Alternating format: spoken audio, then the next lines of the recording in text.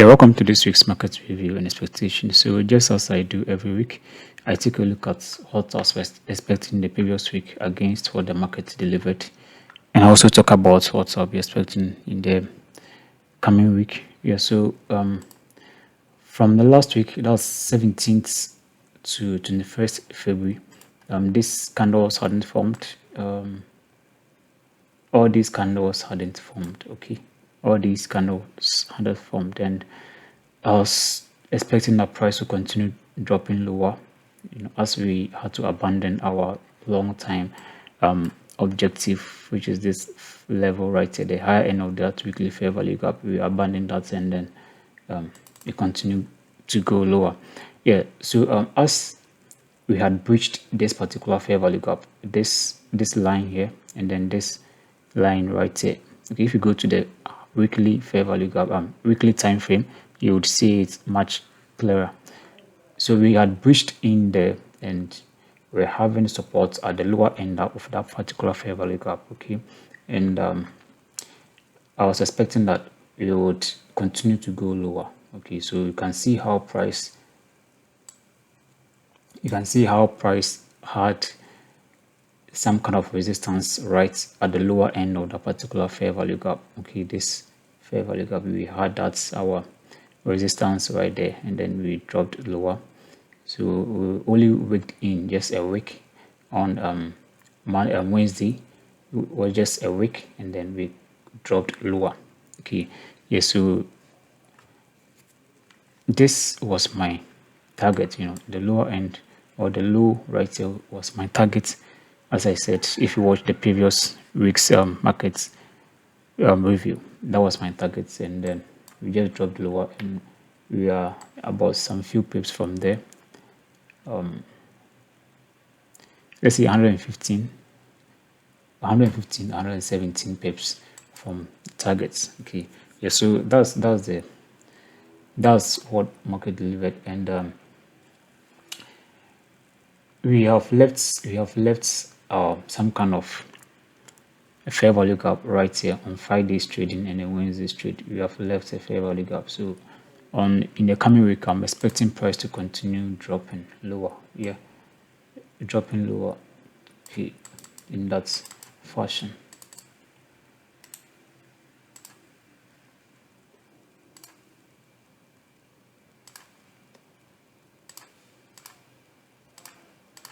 Yeah, so price to drop lower in that fashion, and probably leave this particular fair value gap intact. You can just weaken or just test the lower end of that fair value gap right there.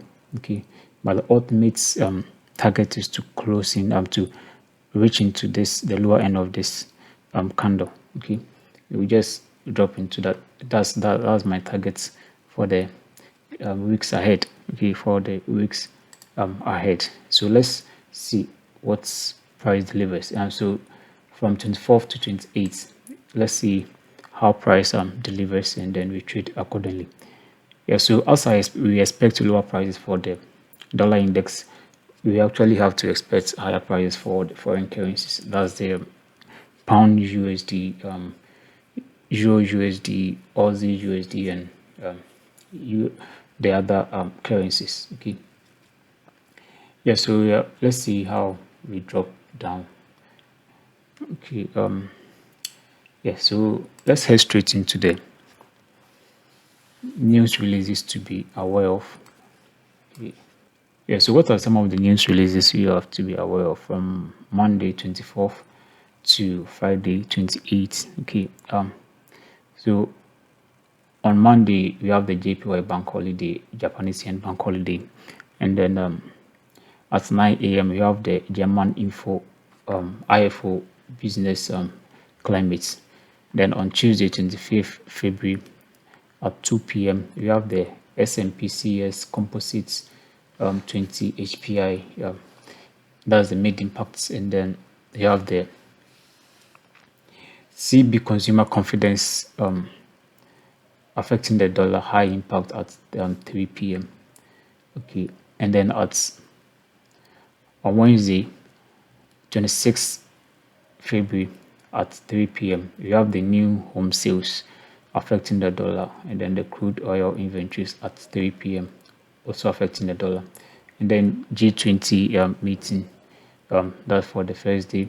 We have mid impact news to be all currencies to be affected, and then on Thursday we have the Spanish Flash CPI, which is affecting the euro at 8 a.m. And then we are at 1:30 p.m. You have the prelim GDP. That's a high impact news on Thursday at 1:30 p.m.